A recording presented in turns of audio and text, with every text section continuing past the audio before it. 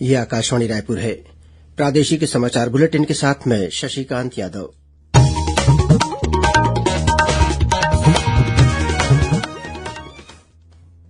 और अब पेश है आज के मुख्य समाचार। प्रदेश में टीबी और कुष्ठ रोगियों की पहचान के लिए कल से सघन अभियान चलाया जाएगा। मलेरिया मुक्त छत्तीसगढ़ अभियान का 7वां चरण भी कल से शुरू होगा। सुकमा जिले के माओवादी हमले में एक जवान शहीद। बीजापुर जिले के उसूर थाना क्षेत्र में भी सुरक्षा बलों और माओवादियों के बीच हुई मुठभेड़। प्रधानमंत्री ने लोगों को आकाशवाणी से इस महीने प्रसारित मन की बात कार्यक्रम में शामिल विषयों और विभिन्न सामुदायिक प्रयासों पर आयोजित मन की बात क्विज में भाग लेने के लिए आमंत्रित किया। और भारतीय थल सेना में अग्निवीर और नर्सिंग असिस्टेंट की भर्ती के लिए दुर्ग में कल से भर्ती रैली का आयोजन किया जाएगा।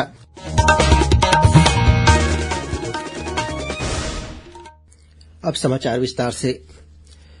प्रदेश में टीबी और कुष्ठ रोगियों की पहचान के लिए कल 1 दिसंबर से सघन अभियान चलाया जाएगा। अभियान के तहत स्वास्थ्य विभाग की टीम घर घर जाकर इन दोनों बीमारियों के संभावित मरीजों की पहचान करेगी और पॉजिटिव पाए गए लोगों को इलाज भी उपलब्ध कराया जाएगा। यह अभियान 2 चरणों में संचालित किया जाएगा। पहले चरण में 1 से 21 दिसंबर तक 4 जिलों नारायणपुर, सुकमा, बीजापुर और दंतेवाड़ा को छोड़कर राज्य के अन्य सभी जिलों में संचालित किया जाएगा।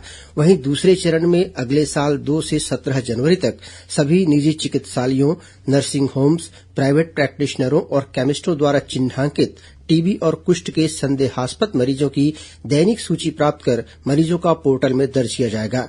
इस दौरान जांच की जरूरत वाले संदिग्ध मरीजों का निःशुल्क सैंपल भी लिया जाएगा।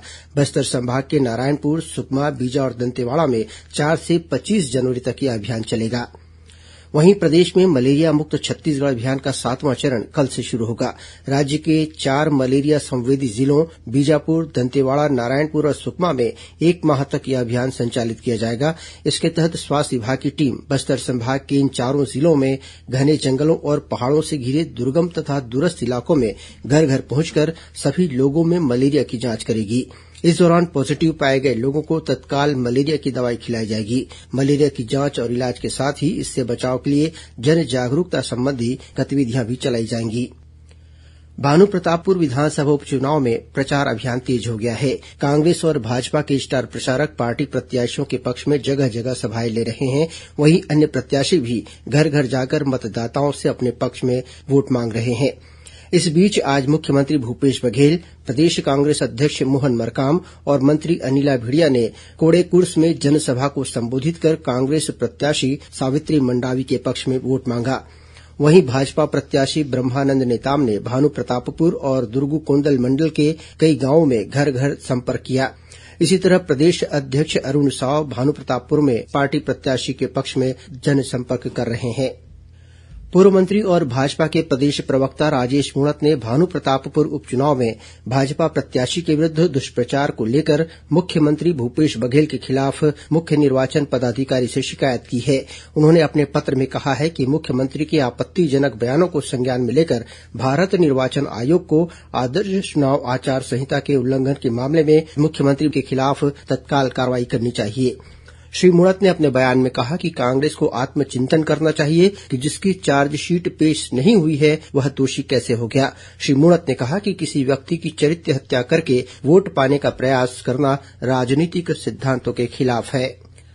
सुकमा जिले में सुरक्षा बलों के कैंप में कल शाम माओवादियों द्वारा किए गए हमले में कोबरा बटालियन का एक जवान शहीद हो गया है।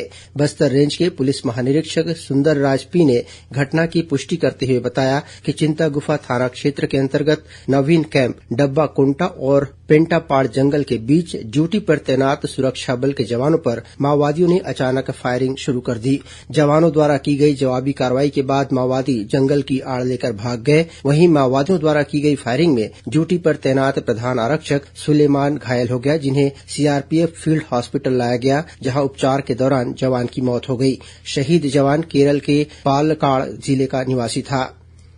वहीं बीजापुर जिले के उसूर थाना क्षेत्र में भी सुरक्षा बलों और माओवादियों के बीच मुठभेड़ होने की खबर है। पुलिस अधीक्षक अंजनेय वार्ष्णेय ने बताया कि डीआरजी, सीआरपीएफ और कोबरा बटालियन की संयुक्त टीम नेला कांकेर, टेक मेटला और भूसापुर की ओर सर्चिंग पर निकली थी। इसी दौरान नंबी गलगम इलाके में माओवादियों ने जवानों पर फायरिंग शुरू कर दी। घटनास्थल से बड़ी मात्रा में माओवादी सामग्री बरामद किए जाने की खबर है। पुलिस के अनुसार सुरक्षा बल के सभी जवान सुरक्षित हैं। प्रधानमंत्री नरेन्द्र मोदी ने लोगों को आकाशवाणी से इस महीने प्रसारित मन की बात कार्यक्रम में शामिल विषयों और विभिन्न सामुदायिक प्रयासों पर आयोजित मन की बात क्विज में भाग लेने के लिए आमंत्रित किया है। श्री मोदी ने एक ट्वीट में कहा कि नमो ऐप पर इस प्रश्नोत्तरी में भागीदारी की जा सकती है। नमो ऐप लॉग करके 10 प्रश्नों के उत्तर देने होंगे। यह क्विज 11 दिसंबर तक चलेगी। 10 भाग्यशाली विजेताओं को हस्ताक्षर पुस्तकें दी जाएंगी। प्रादेशिक समाचार आप आकाशवाणी रायपुर से सुन रहे हैं। छत्तीसगढ़ की खबरों से है आपका वास्ता और खबरों की विश्वसनीयता से है हमारा वास्ता। आकाशवाणी समाचार रायपुर के प्रादेशिक समाचार बुलेटिन के साथ ही हमारे समसामयिक कार्यक्रम आप रेडियो के अलावा अपने मोबाइल पर भी सुन सकते हैं। आकाशवाणी समाचार फेसबुक, ट्विटर और यूट्यूब पर भी उपलब्ध है। हमारा Facebook page Chhattisgarh news on AIR, Twitter handle CGAIR news और हमारा यूट्यूब चैनल है छत्तीसगढ़ AIR न्यूज। तो अब रेडियो के साथ ही आपके मोबाइल के जरिए भी हम पहुंच रहे हैं आप तक। छत्तीसगढ़ की हर खबर के लिए सुनते रहिए आकाशवाणी समाचार। और अब आगे बढ़ते हैं बाकी के समाचारों की ओर।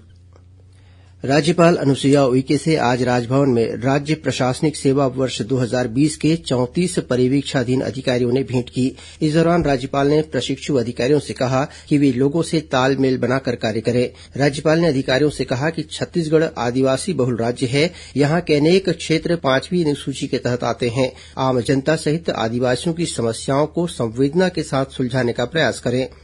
उन्होंने अधिकारियों से राजस्व नियमों के साथ ही पेसा कानून और वन अधिकार अधिनियम का अध्ययन करने को भी कहा। उन्होंने कहा कि केंद्र शासन एवं राज्य शासन की योजनाओं का क्रियान्वयन प्रभावी रूप से हो, यह सुनिश्चित करने में भी आपकी बड़ी भूमिका है।